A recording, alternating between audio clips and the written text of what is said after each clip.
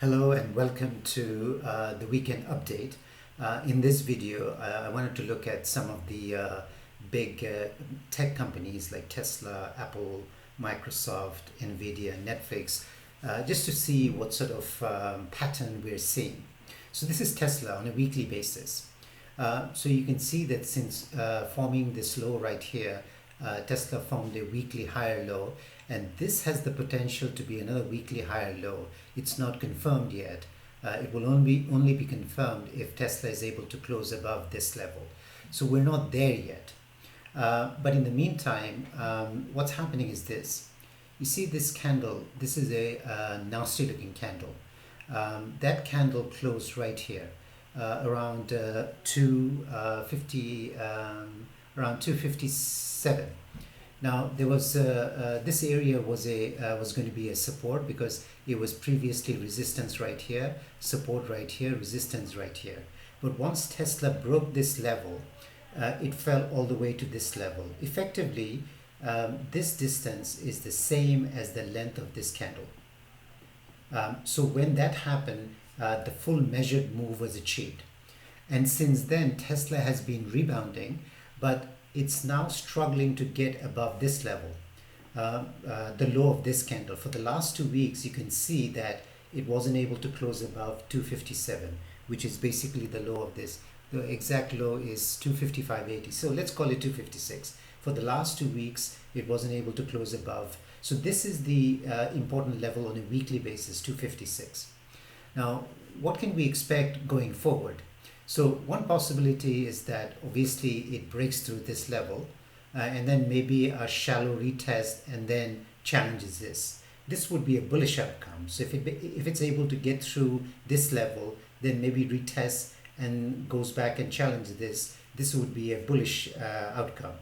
Another possibility on the bullish side would be maybe a shallow pullback and then takes out this level. Or a full retest of this level and then takes out this level. So here it would then form a double bottom. This would be very similar to right here.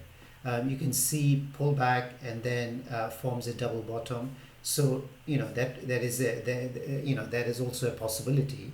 The worst outcome would be, let's say it does that, a full rejection of this level and closes underneath this level. Then on a weekly basis, then what happens is that you've got a weekly lower high, and that's not going to be good. So we'll see what sort of structure Tesla ends up forming.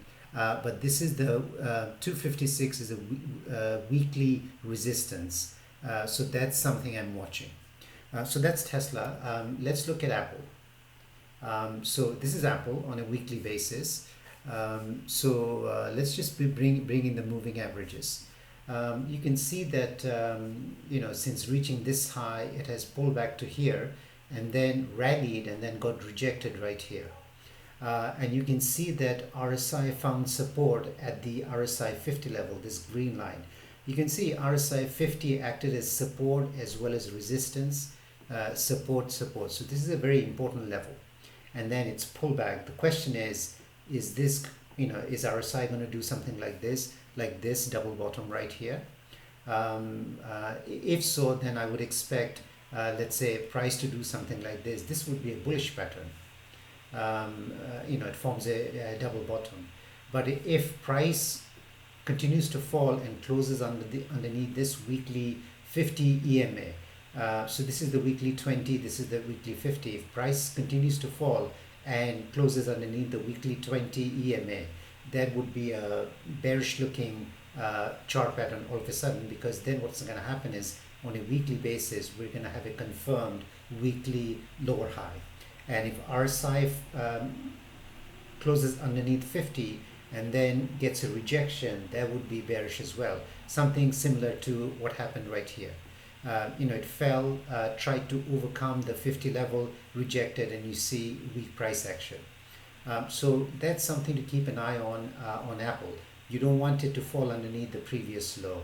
It can pull back to the previous low, and if it does that and closes above this would be a bullish pattern, and RSI to do something like this would be bullish.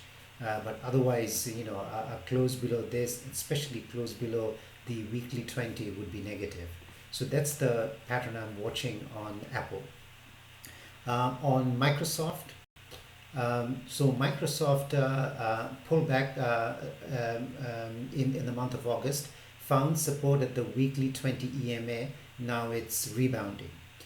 This is a nasty looking candle, weekly candle. This is the low of the weekly candle right here, which coincides with the high of these candles right here. So this level is around, what's the low of this candle? 339. So one possibility is, it rises to this level, and then we could see some, pullback. Now, if it breaks through this level, that's bullish. Then maybe it retests and goes, that's positive. But the other possibility is that it rises to 339 right here, and then we could see some pullback. That could happen. But this is the level to watch, 339, which is the bottom of this candle. This is a nasty looking candle. And again, if there is a rejection, we'll see whether or not it's a shallow rejection like this, maybe a double bottom like this. The worst thing is it closes underneath this level, then this becomes a weekly lower high. So that's something to keep an eye on to see what kind of weekly structure Microsoft ends up forming. If we look at Netflix, Netflix, so if I remove the, so overall structure is positive, it's making series of higher lows. This has the potential to be another weekly higher low, but only when it takes out, this level. It's also above all the moving averages. So overall, the weekly price action momentum indicators are positive. But now, what I want to see is this.